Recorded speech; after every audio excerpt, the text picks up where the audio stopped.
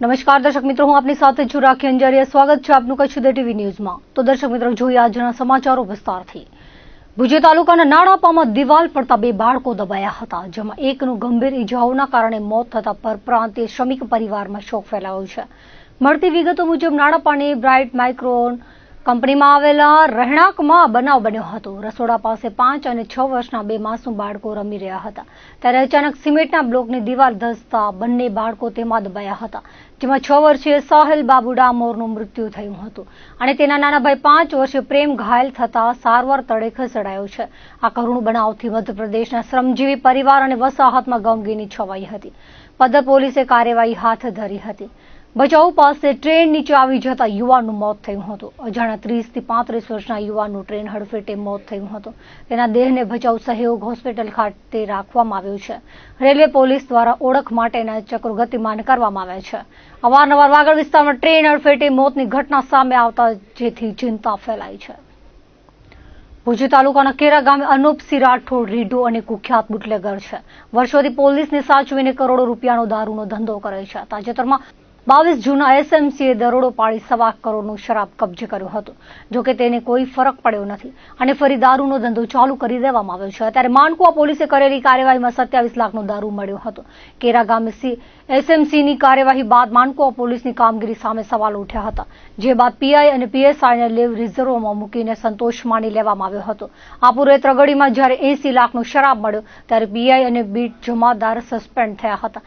પરંતુ કેરામાં ત્રગડી કરતા વધારે દારૂ અને પશ્ચિમ કચ્છનો અત્યાર સુધીનો મોટો દારૂ હોવા છતાં સસ્પેન્શન સહિતના કોઈ પગલાં ભરવામાં આવ્યા નથી, જેના કારણે પશ્ચિમ કચ્છ પોલીસની કામગીરી સામે સવાલો ઉઠી રહ્યા છે. કેરા ગામે અનોપસિંહનો દારૂ પકડ્યા બાદ બીજા દિવસથી જ તેનો ધંધો ચાલુ થઈ ગયો છે, કારણ કે જવાબદારો સુધી તેના હપ્તા પહોંચે છે.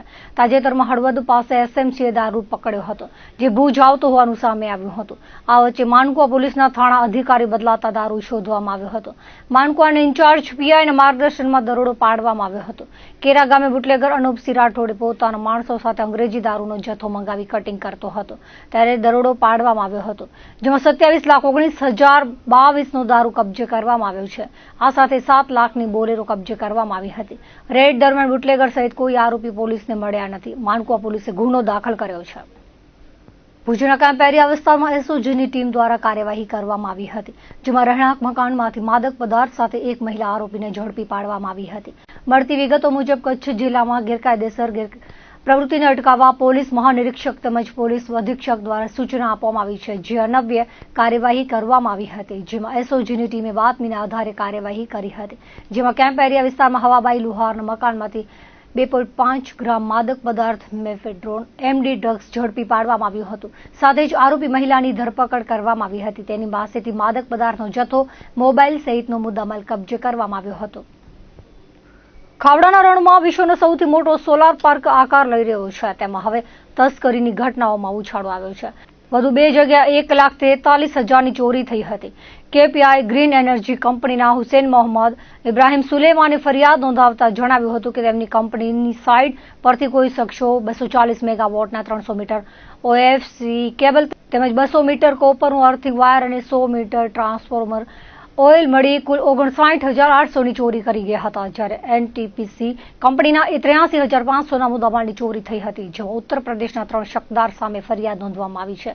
એનટીપીસી પ્લાન્ટ હસ્તકના રોકોમિક્સ કંપનીના બેચિંગ પ્લાન્ટમાં લેબર તરીકે નોકરી કરતા 3 શકદાર ચોરી કરી હતી. કુલ 83,500ના મુદ્દામાલની ચોરી કરવામાં આવી હતી. બંને ઘટનાઓમાં ખાવડા પોલીસે ગુનો દાખલ કરીને આગળની તપાસ હાથ ધરી છે.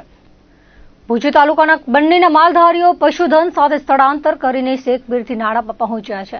ત્યારે નાના દિનારા મોવાર વાંઢમાં રહેતા પતિ પત્ની સસરાને મળવા માટે ગયા હતા. ત્યારે રાતના સમયે દાગીના અને રોકડા પેટીમાં રાખવામાં આવ્યા હતા.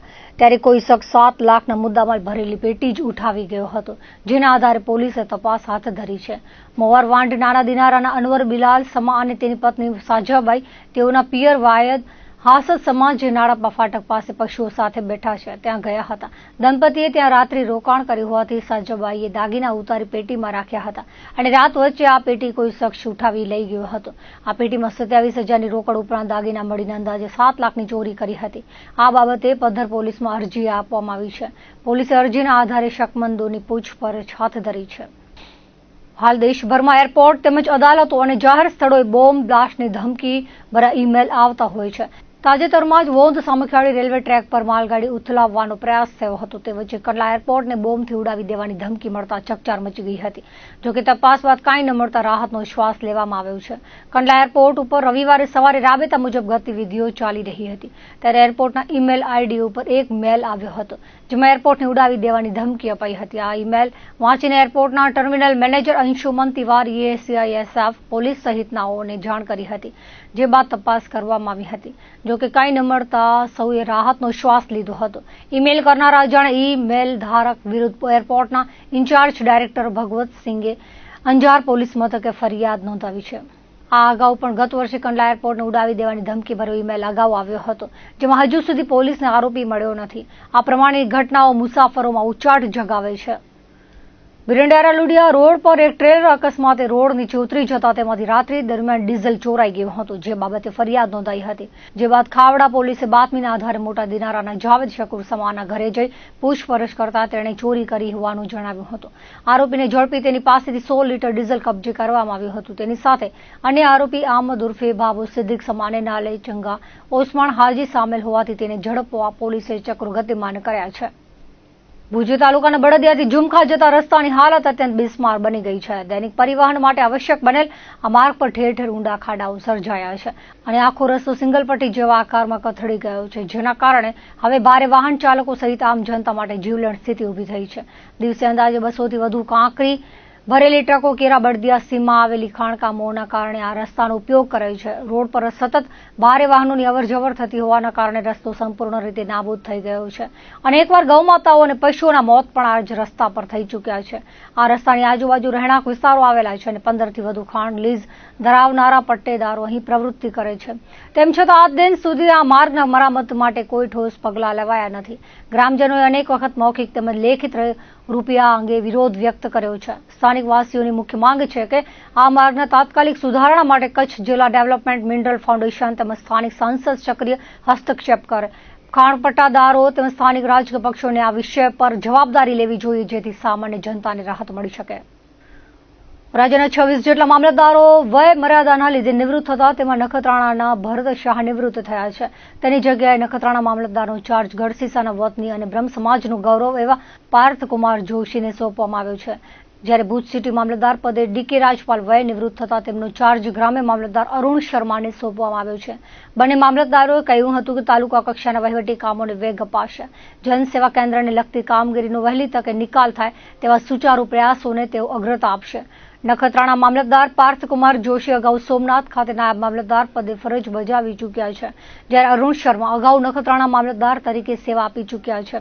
બ્રહ્મ સમાજના બંને મામલતદારોએ સમાજનું ગૌરવ વધાર્યું છે. વાગડ વિસ્તારના રાપર તાલુકામાં રાજ્ય માર્ગ અને મકાન વિભાગ દ્વારા માર્ગોનું નવીનીકરણ કરવામાં આવ્યું હતું, જે અન્વયે વાગડ વિસ્તારના રાપર તાલુકામાં સૌ પ્રથમ વખત બાંધકામ વિભાગ રાજ્ય સરકાર હસ્તકના રાપર તાલુકાના હમીરપર ફતેહગઢ ભીમાસર પલાસવા રોડ 14 કિલોમીટરના માર્ગનું કામ પ્રગતિમાં છે. કચ્છના બાંધકામ વિભાગના કાર્યપાલક ઇજનેરના વડપણ હેઠળ કામગીરી હાથ ધરાઈ હતી. 7 મીટર ધરાવતો આ માર્ગ વાગડ વિસ્તારમાં સૌ પ્રથમ વખત RCC બનાવવામાં આવી રહ્યો છે. અંદાજે 30 કરોડના ખર્ચે આ માર્ગ બનાવવામાં આવી રહ્યો છે. આ માર્ગ બની જવાથી હમીરપર ફતેહગઢ ભીમાસર પલાસવા સહિતના ગામોના લોકોને સુવિધા મળી રહી છે. આ માર્ગ પર ચોમાસાના 4 મહિના સુધી પાણી ભરાઈ જતા લોકોને મુશ્કેલી થઈ રહી છે. આ વાગડ વિસ્તારના રાપર તાલુકામાં સૌ પ્રથમ RCC રોડ બનાવવાનું કામ પ્રગતિમાં છે, જે આગામી દિવસોમાં પૂર્ણ થાય એવું આયોજન કરવામાં આવ્યું છે.